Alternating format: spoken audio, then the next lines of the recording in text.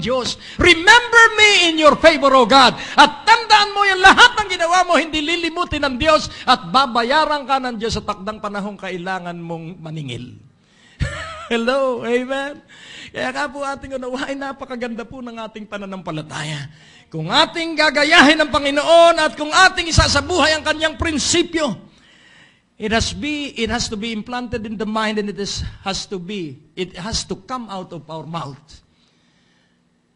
Yun pong prinsipyo ng Panginoon ay kailangan kabisahin natin ang ating isipan hanggang bumaba sa ating puso upang maging bukang bibig natin, because out of the abundance of the heart, the mouth speaketh. Kaya kung puno ng aral ni Kristo ang iyong puso, ang lalabas sa iyong bibig ay ang aral ng Panginoong Hesukristo. At ang aral ng Panginoong Hesukristo, nais ko pong ipaunawa, pag iyong isinabuhay, you are an influence, either good or bad. Best or worse, positive or negative, you are impacting your world. So what is your influence? It is good or bad? I expect that it will be always good. Amen po ba? Kailangan pong mabuti ang influensya mo sa iyong kasambahay. Amen! Hallelujah! Sa loob ng bahay nakikita ang masama kong ugali. At sa loob din ng bahay, nakikita ng mga anak ko ang pagtanggap ko dun sa aking pagkakamali at pagkakasala. It doesn't matter much kapag tayo nagkasala. What matter much is when we return and ask for forgiveness. Yun po yung kadakilaang mangyayari sa atin. Amen? Kaya nga, unawain mo mabuti ang prinsipyo ng Panginoon ay kailangang nasa ating isip, puso at sa ating pananalita at sa ating pagsasagawa. At ano mangyayari? You will influence a generation of people. Kaya nga ang sabi ni Haring David, ang sabi niya, Lord, bless me, that my next generation will be influenced. They will see your power working through me.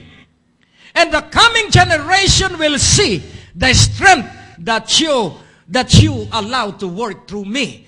Power and the strength kailangang makita sa ating buhay ng ating mga anak at ng ating mga apo. Amen po ba? At makikita ng iyong kasambahay, ibang-iba ka kaysa ibang magulang. At makikita ng kapitbahay mo na ibang-iba kayong pamilya. At makikita sa opisina na ibang-iba kang kawani.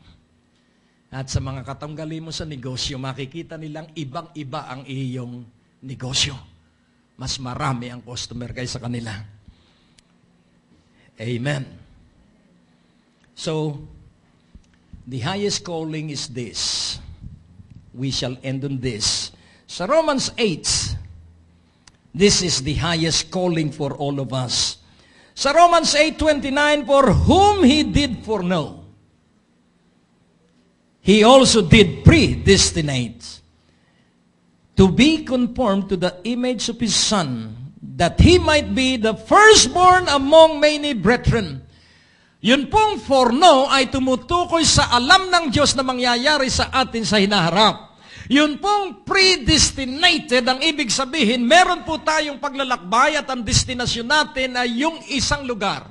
So our destination, and it was predestinated, and He know us, and He had known us where we shall go and what we shall become.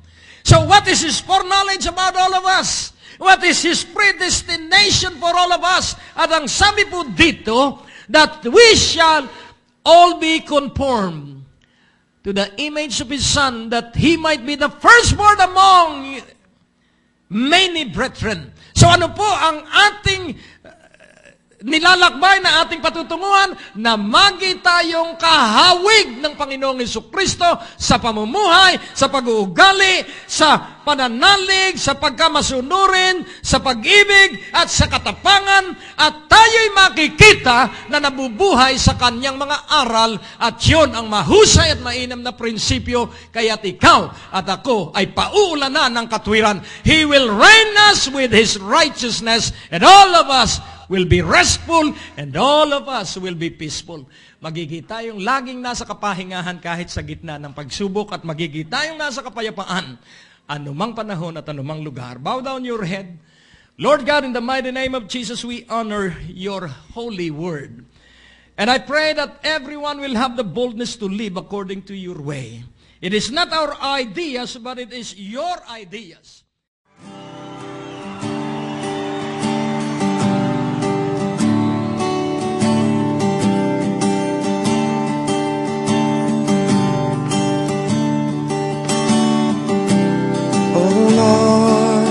You have given to me all I need, and I pray for your will to be done.